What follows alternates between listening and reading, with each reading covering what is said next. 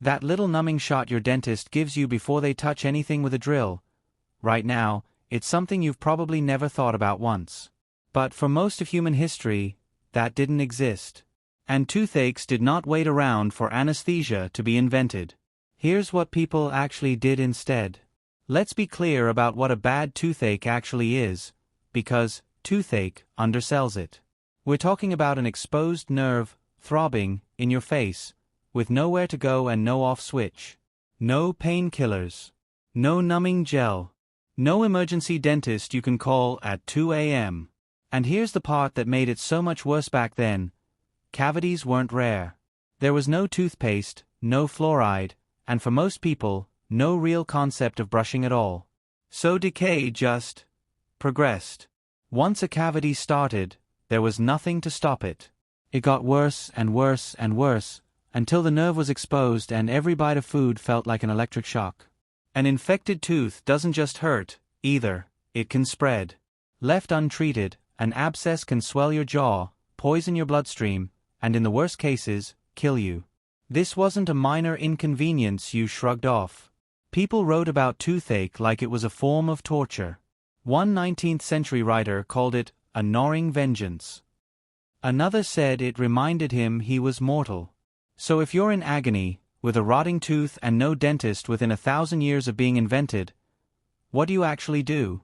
Method 1. The obvious fix. You reach for whatever's growing nearby.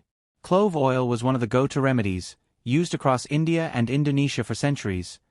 You dab it onto the tooth with cotton, and it actually worked, because clove oil genuinely has natural numbing and antibacterial properties. This wasn't just folk superstition, it's one of the rare old remedies that modern science backs up.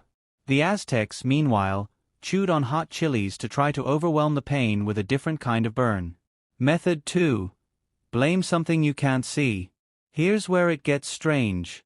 From around 1800 BC all the way up to the 1700s, across wildly different cultures, Mesopotamia, Egypt, India, China, Japan, people landed on the same explanation. A worm. A literal worm, burrowing inside your tooth, and the pain hit whenever it moved. Nobody had ever seen this worm. That didn't matter. The cure had to match the theory. In Scotland, people wrapped a caterpillar in red cloth and pressed it against the aching tooth. In ancient Egypt, some pressed a dead mouse to the jaw. And the Roman writer Pliny the Elder had a personal favorite: catch a frog under a full moon, pry its mouth open, spit into it, and say, "Frog, go, and take my toothache with thee." I'm not kidding. That's a real recorded remedy. Method 3. Actual medicine, centuries before you'd expect it. Not everyone was spitting into frogs. Ancient Chinese medical texts from over 2,000 years ago describe something surprisingly close to modern dentistry. One manuscript from around 190 BC gives an actual recipe: ground elm bark and other ingredients mixed into a paste, meant to be packed directly into the cavity, basically acting as a primitive filling.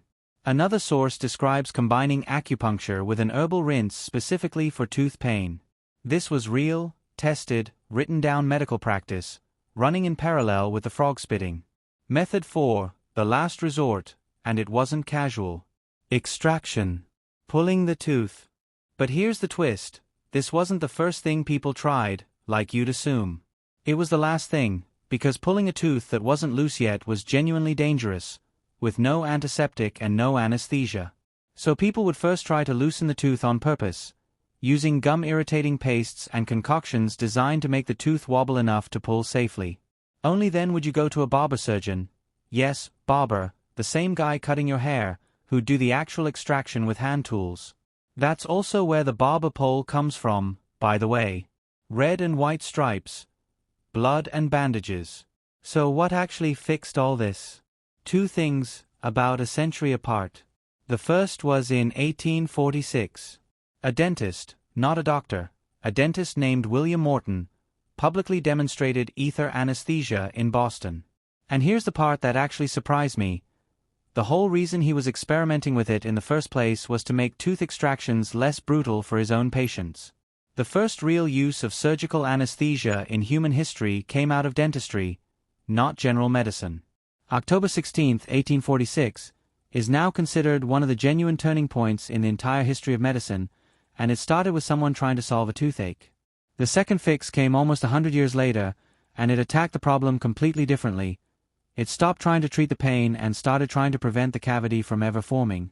Fluoridated water and toothpaste, rolling out from the 1940s onward, meant fewer people were getting the rotting teeth in the first place. One invention made the pain bearable. The other made the problem rarer to begin with. So next time you're sitting in that chair and the dentist casually rubs a bit of numbing gel on your gum before the needle, it's worth remembering. That tiny, boring moment is the end result of thousands of years of people spitting into frogs, wrapping caterpillars in red cloth, and hoping a paste made of elm bark would somehow hold. You're not just avoiding pain. You're standing on the other side of a problem humans spent millennia failing to solve. If you had to live with a toothache using only what was available before 1846, the clove oil, the caterpillar, or just gritting your teeth and waiting it out, which one would you actually try? Let me know in the comments. And if you like this one, you'll probably like the next video in this series. Before pharmacies existed, how do people even know what medicine was safe to take? That one's coming soon.